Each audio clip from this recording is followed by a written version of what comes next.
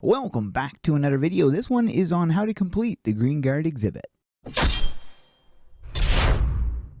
Once you've played through the main story with Danica, you're going to have access to the different exhibits, and the first one is the Greenguard exhibit. This is what the Greenguard exhibit will look like when it is complete. So you've got your Frogzard and Megazard, your Sneevils, your Bane things, those. It's fully complete. Looks really cool when it is completed as well. The first quest you're going to have is the Frogzard, which you're going to have to do before you get to the rest of them. Following that, you're going to have the Megazard quest. You're also going to have a Sneevil quest and a King Sneed.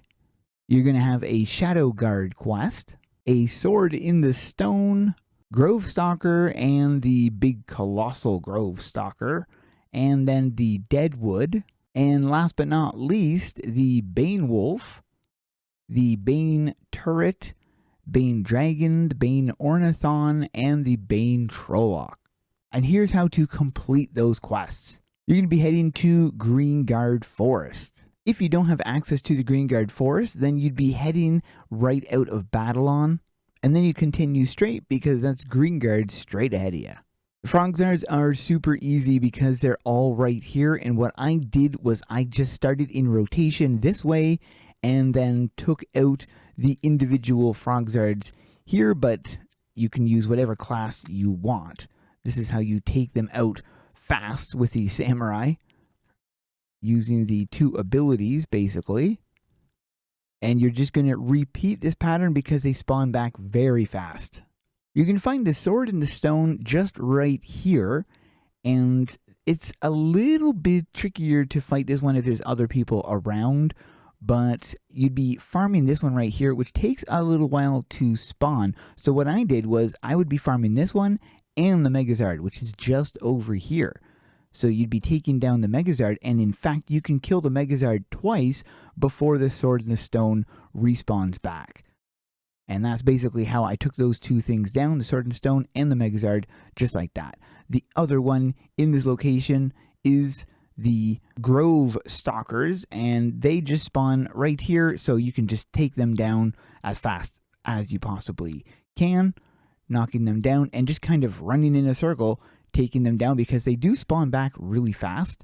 So as long as you're using a class that you can quickly obliterate them, then you'd be just cycling through that pattern. But a better option is by farming right here. And the reason why is you need to have the overgrown stalkers anyways. So while you're farming the overgrown stalkers, you're going to be having the other things spawn in. So right here, you've got the Grove Stalkers right there. So if you're farming the stalkers, you might as well just do the Grove Stalkers right here. And to make the Grove Stalker farming fun here, what I was doing was using my Samurai class and jumping from here over to, I'll give an example, here, and then I would repeat when it spawns back there, I would go back there. And that's basically the pattern. Now, so for those of you farming the overgrown stalker, this is where you're going to be farming. Just keep killing these two Grove Stalkers here, and the overgrown stalkers will continue to respawn. You're going to have to kill the Deadwood, and that is in Deadwood Grove. And I recommend using something like the Samurai class, and the reason why is because you're doing little hits, which gives other people an opportunity to hit it if there are other people trying to get the kill as well. If you're just one-hitting it, no one else can get a chance to hit it. So try to use classes like the Samurai, which has very little attack for the auto, or using something like Healer or Mogglemancer, which will also give you the drop. You're going to find Sneevils right here. You can take them down extremely fast. I just run in a circular pattern with the Sneevils here and the two Sneevils right here, running back and forth between these lots, and you'll have the Sneevil quest complete in no time. For King Sneed, you're going into Fort Sneed and then up the stairs. There's also Sneevils in here that I'm sure work for that as well, so you can just kill those on your way up. But I don't know if these ones work. I never did test it.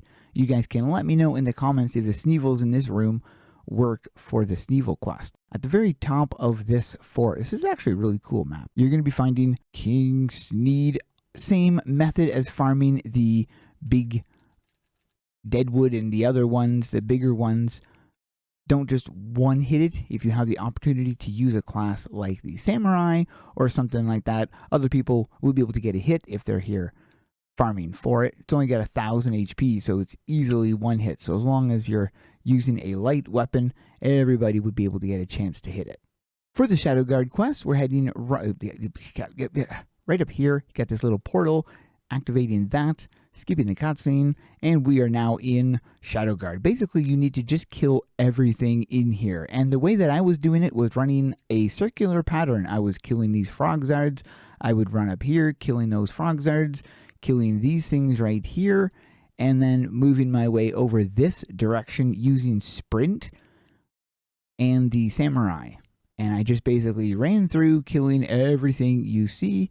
You could use pirate or some ranged class if you prefer. But just run basic circles and you will be taking these things down in no time.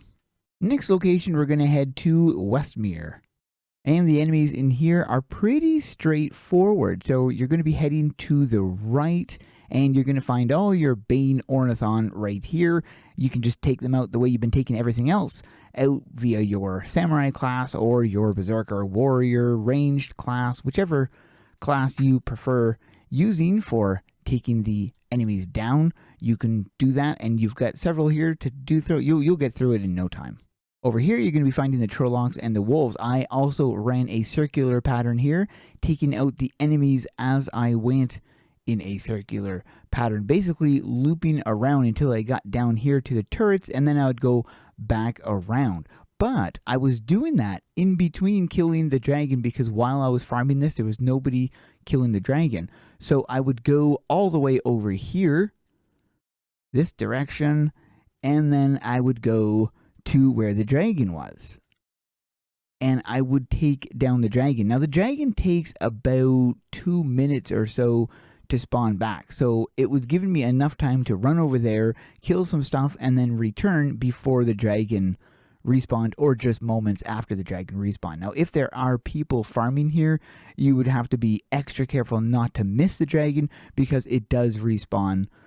You know, you don't want to miss the respawn because of the length of time. Also, when farming this thing, again, make sure to allow other people to hit it because it would be very, very annoying, especially because it takes so long to respawn. So I use Samurai, so I'm not doing a lot of damage on it. But this is where the dragon is. You'll just be killing it over and over, and the other ones are just around in the map. I just killed them in a circular pattern, and it didn't take very long to complete the quests in this location. Once you've completed those quests, you're going to be heading back to the museum. Then you're going to talk to Danica, and you're going to be turning in the Greenguard quest, which is going to be giving you a title.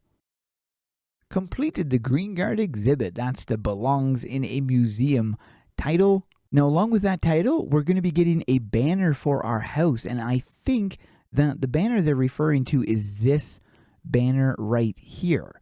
Pretty sure that's what we get, a banner for our house, and that was mentioned on the dev's Twitch channel just yesterday. But we're going to be adding some rewards to museum next week too. For sure, we're adding different banners from the wings as house items that you can unlock by doing the museum. But there we go. I hope this video helped you guys out. Thanks for watching, and keep those swords swinging.